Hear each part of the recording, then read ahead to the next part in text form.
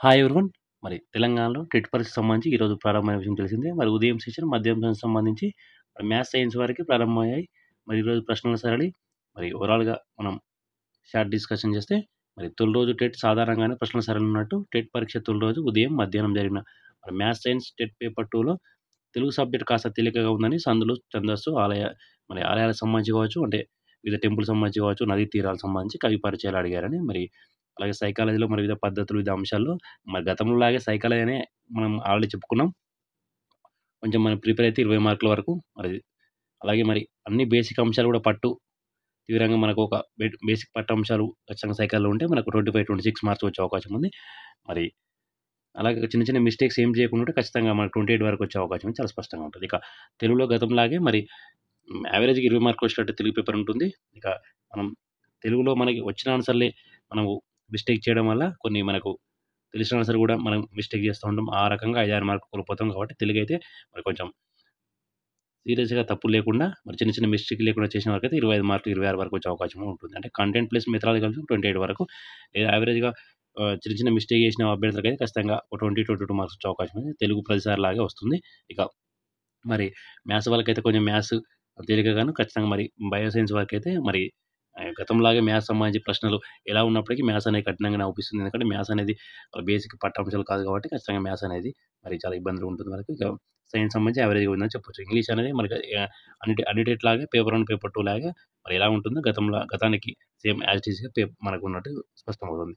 Overall అనేది ఈరోజు ప్రశ్నల ఓవరాల్‌గా పేపర్ 1, పేపర్ 2 సంబంధించి అయితే యావరేజ్‌గా అయితే 75-80, 85 మార్క్స్. ఇక ఇంగ్లీష్, మ్యాథ్స్ కొంచెం ఎక్కువ చేసిన వారికి స్కోర్ ఎక్కువ. ఇంగ్లీష్, మ్యాథ్స్ 20 మ్యాథ్స్, అలాగే మ్యాథ్స్ సంబంధించి కావచ్చు, ఇంగ్లీష్ సంబంధించి కావచ్చు, మరి ఎక్కువ మార్క్స్ చేసిన వారికి 100 మార్కుల పైన కూడా వచ్చే అవకాశం ఉంది. 85-90 మొత్తానికి యావరేజ్ పేపర్ అయితే 70-85 మార్క్స్. ఇక మరి అభ్యర్థి గారు ఒక ముఖ్య గమనిక, మరి ఈరోజు పేపర్ ఎలా వస్తుంది, రేపొస్తుంది, అది దీనిపైనే డిస్కషన్ కాకుండా ఖచ్చితంగా అభ్యర్థులు ప్రిపేర్ అయిన అంశాలు మాత్రమే తాము దృష్టి పెట్టాలి. ఎందుకంటే ఈరోజు పేపర్ రేపు సంబంధం ఉండదు. రేపు వచ్చిన పేపర్ ఎల్లుండి సంబంధం ఉండదు. జస్ట్ ఏందంటే ఇది మనకు ఓవరాల్ ఐడియా ఉండడానికి మాత్రం అంటే అంతే తప్ప ఈ పెద్ద మనకు పట్టించే అవసరం లేదు. ఎందుకంటే ఒక పేపర్‌లో, ఒక ఎగ్జామ్‌లో, ఒక యూనిట్‌లో వచ్చిన ప్రశ్న మరొక ప్రశ్న 80% వస్తది. గత 2 సంవత్సరాల నుంచి చూస్తున్నాం. టెట్ అనేది అనేక రకాల యూట్యూబ్ ఛానెల్స్ కావచ్చు, వివిధ రకాల సామాజిక మాధ్యమాలు మరి ఈరోజు ప్రశ్న సరళిలో ఉంది, ప్రశ్నలు రిపీటెడ్ ఇలా చెప్పడం వల్ల జస్ట్ ఒక ఓవరాల్‌గా అంచనా వేసుకోవాలి అంతే తప్ప ఈ రకంగా వస్తుందని లేదు, రాదని లేదు. ఎందుకంటే వచ్చడానికైతే అవకాశం అయితే మాక్సిమం 99% లేదు. వేరే క్వెషన్సే వేరే మోడల్‌లో మనకొస్తుంది కాబట్టి గతంలో చూసాం డీఎస్సీ అప్పుడు కొన్ని టాపిక్స్ అయితే మొత్తం పూర్తిగా వదిలేసారు. తెలుగుకు సంబంధించిన సబ్జెక్ట్‌లనైతే అసలు టెక్స్ట్ బుక్‌కి సంబంధం లేకుండా కవి పరిచయాలు, అది గద్య ప్రక్రియ కావచ్చు, మొత్తం బయట నుంచి కూడా ఇవ్వడం జరిగింది. సో మరి ఈ రకంగా ప్రశ్న వస్తానికి వీల్లేదు. ఖచ్చితంగా వారు టాపిక్ మొత్తం కవర్ చేస్తారు కాబట్టి సిలబస్ చివరికొచ్చేసరికి కూడా ఒక పూర్తి స్థాయి ఒక సబ్జెక్ట్ మీద మొత్తం బయటి అంశాలు కూడా ఇవ్వడం జరిగింది. డీఎస్సీకి అయితే అలా జరిగింది. టెట్ మాత్రం టెక్స్ట్ బుక్స్ బేస్ చేసుకొని ఇస్తారు కాబట్టి ఖచ్చితంగా ప్రతి లెసన్ కవర్ చేస్తారు కాబట్టి మన అభ్యర్థులు గతం నుంచి ఎలాగ ప్రిపేర్ అవుతున్నో అలా ఆ రకంగా ప్రిపేర్ కావాలి. అంతే తప్ప మరి ఈ రోజు ప్రశ్నలు ఈ రకంగా వస్తున్నట్టే వచ్చాయని అదే రకంగా ప్రిపేర్ అవ్వడం మాత్రం కరెక్ట్ కాదు. ఎందుకంటే మళ్ళీ చదివిన అంశాలు మిస్ అయితారు కాబట్టి ఖచ్చితంగా గతం నుంచి ఎలా ప్రిపేర్ అవుతున్నారో ఆ అంశాలు చూసుకుంటే బెటర్. ఈరోజు వచ్చిన ప్రశ్నలకు సంబంధం ఉండదు. జస్ట్ ఏందంటే మనకు ఒక ఐడియా కోసం అంతే. అభ్యర్థి గమనించాలి. ఇక మరి ఈరోజు మనకు టెట్ సంబంధించి ఓవరాల్‌గా మనకు ఎంత పర్సెంట్ అటెండ్ అయ్యారో ఒక విషయం చూస్తే మరి ఎగ్జామ్ పేపర్ 9-11:30 సంబంధించి, అలాగే పేపర్ 2 మ్యాథ్స్, సైన్స్ వారికి 2-4:30 పేపర్ మ్యాథ్స్, సైన్స్ వారికి మరి నంబర్ ఆఫ్ సెంటర్ 53 సెంటర్‌లో number of allocated 13,131. Number of present 9,513. మరి ఆబ్సెంట్ వచ్చేసి మనకు ఇక్కడ ఇవ్వడం జరిగింది. సో, మనం చూసుకోవచ్చు ఇక్కడ ఆబ్సెంట్ సంబంధించి మరి 3,618 అంటే 72.45 అటెండ్ అయ్యారు. ఇక మధ్యాహ్నం సెషన్ సంబంధించి 54 సెంటర్, ఒక సెంటర్ పెరిగింది.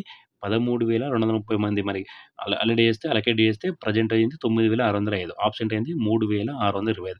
72.6% మనకు ప్రెజెంట్ కావడం జరిగింది. అంటే మార్నింగ్ సెషన్ కన్నా ఈవినింగ్ సెషన్ కొంచెం స్వల్పంగా పర్సెంట్ పెరగడం కారణం మరి అభ్యర్థి సంఖ్య కూడా పెరగడం. మొత్తం ఓవరాల్‌కైతే మనకు 72.45, 72.6 అంటే యావరేజ్‌గా మనకు 73% మనకు 73% మాత్రమే మనకు ప్రెజెంట్ కావడం జరిగింది. అంటే అప్లై చేసిన 27% మెంబర్స్ ఆబ్సెంట్ కావడం జరిగింది. మరొకసారి చూద్దాం.